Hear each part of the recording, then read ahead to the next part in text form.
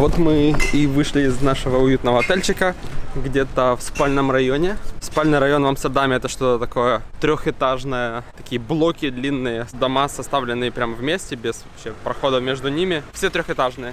Вчера вечером, когда мы здесь шли, здесь вообще не было ни людей, ни машин. Сегодня понедельник, поэтому народ сегодня, я надеюсь, уже уехал на работу, не спешит еще, потому что уже все-таки 10 часов. Да, но туристов мы все равно думаем будет дофига в Амстердаме.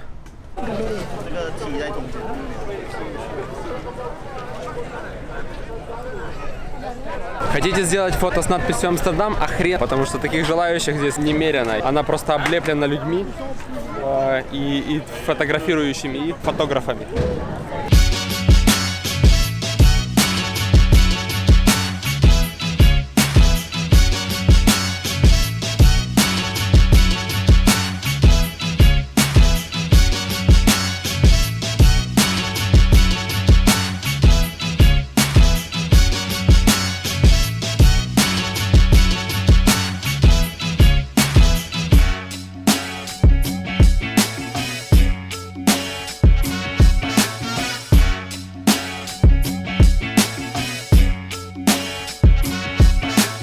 Ну и как же не зайти в Амстердаме в Apple Store?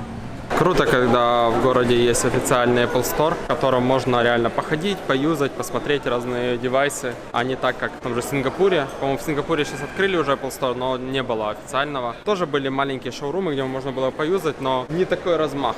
3 телефона, 2 ноутбука. Здесь как бы аналогичный штатовским Apple Store, где тоже здоровенное помещение, куча девайсов и все для того, чтобы просто поюзать.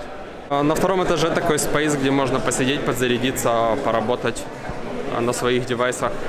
И можно получить консультацию консультантов, собственно.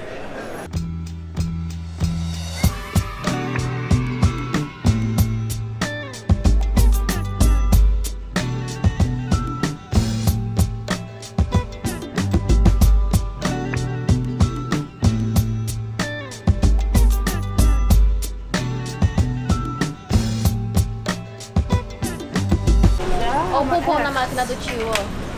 Do tio bem feet. Вот место, где можно арендовать черный велосипед, так называется Black Bikes Rental. Все дело в том, что другие прокаты велосипедов сдают велосипеды разных цветов. Красные, желтые, розовые. И когда видишь толпу туристов, которые едут на таких велосипедах, сразу видно, что они туристы. Некоторые из приезжих хотят выглядеть так, как местные, которые катаются в основном на темных велосипедах. И вот этот прокат сдает черные велосипеды для того, чтобы ты, взяв такой велик, мог выглядеть как местный.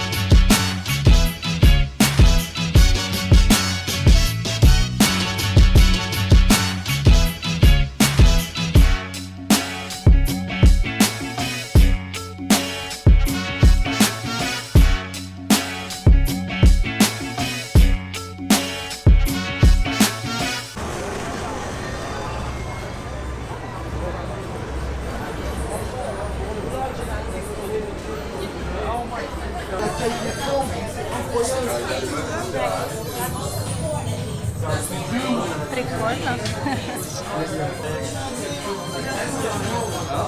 Это все зажигалки. If you want to go on something simple, for example, also this one, I think it's really nice. It's really simple. I actually like it's like attached to the down stem, but this one it comes out.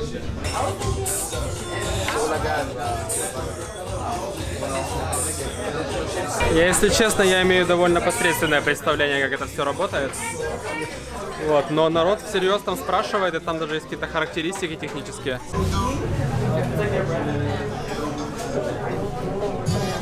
Дело в том, что тут прям по улице идешь, и слышно периодически этот запах. А из некоторых заведений просто таки валит дым. Выходят люди такие на расслабоне. Зайдем в подвал, попробуем сыр.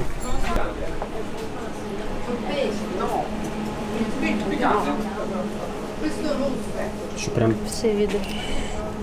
прям вот такую вот штуку надо покупать. Можно с ней не пустить самолет.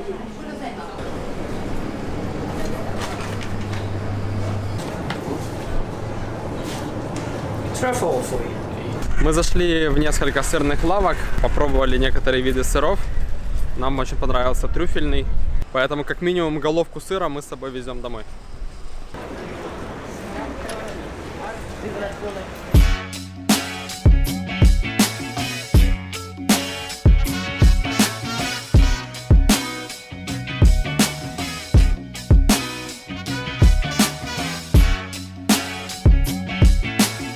Никого, закрыто, занято. Никого. Кто-то. Вот девушки. Немножко оно как-то странно, нет? Ты привык идти мимо магазинов, где на витринах как бы стоит товар, да? И тут, в принципе, то же самое. Витрина, товар, но как бы там живой человек. Не любят, в общем, девчонки известности, не хотят попадать во влоги, прикрываются сразу же, как только идет человек с камерой. А я, как человек с еще такой немаленькой камерой, иду и сразу палюсь просто. Я попробую, конечно, вечером снять микрофон, камера сразу станет раза в 2 меньше на вид. Вот. Ну или в крайнем случае можно будет на телефон поснимать.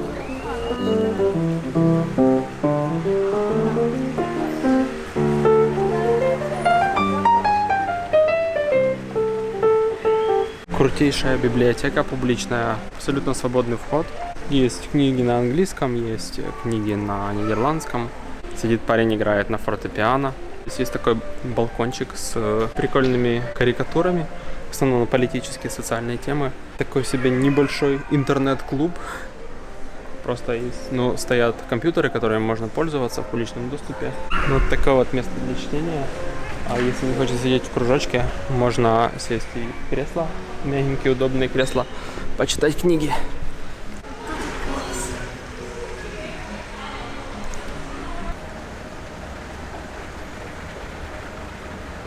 Это нереальное какое-то количество этажей, мы уже поднимаемся, не знаю на какой этаж, 4-й, еще куча эскалаторов вверх, и везде книги, везде какие-то отделы, мультимедиа и так далее.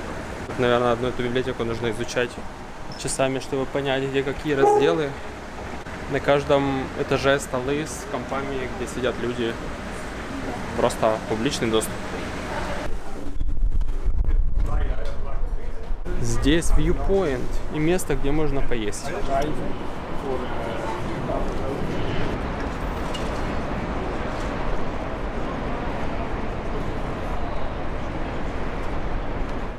Короче, присоседились к русскоязычной экскурсии, просто они тут ходят, она рассказывает интересные вещи. Я где-то читал, что нужно по Красному кварталу не просто бродить, а брать гида, потому что рассказывают очень много интересного.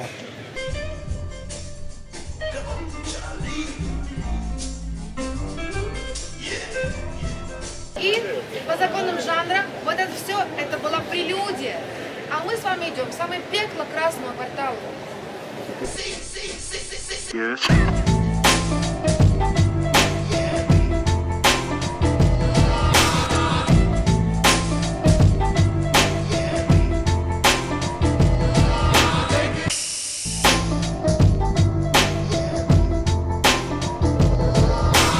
Экскурсовод порассказывала много таких интересных историй про название улиц, почему так называли, что здесь происходило в квартале. Сжигали ведьм, да, все такое. Ну, в общем, познавательно. Но мы отстали и решили пойти еще немного погулять самостоятельно.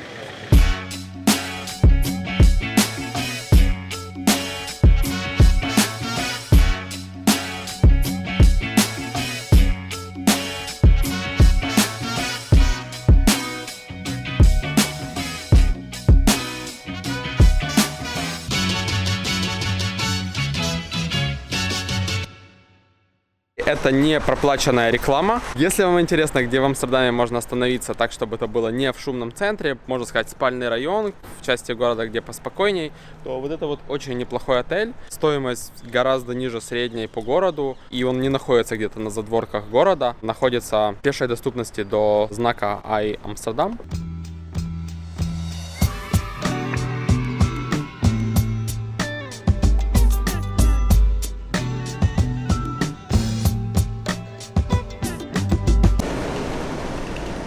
Такой вот невзрачный вход без вывески, и здесь подъем на Viewpoint, прямо напротив рынка с тюльпанами.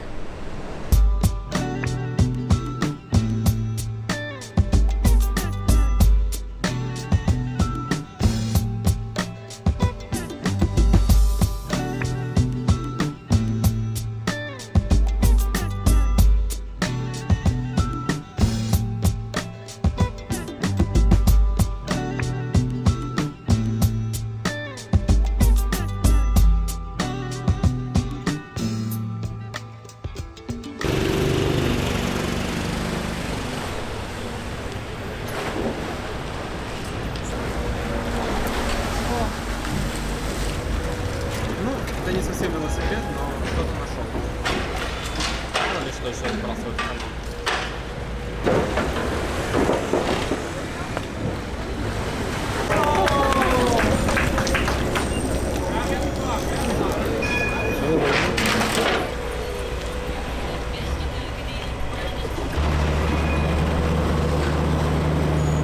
Теперь в Амстердаме будем тоже пробовать рыбу на улице.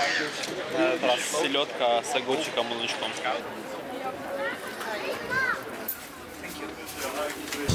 Where are you today? Do you know your way? All negative vibrations are toxic. Pick up your head and look around. We want to bring that knowledge, wisdom, and Ain't nobody understanding gonna back to be the community. holding you down.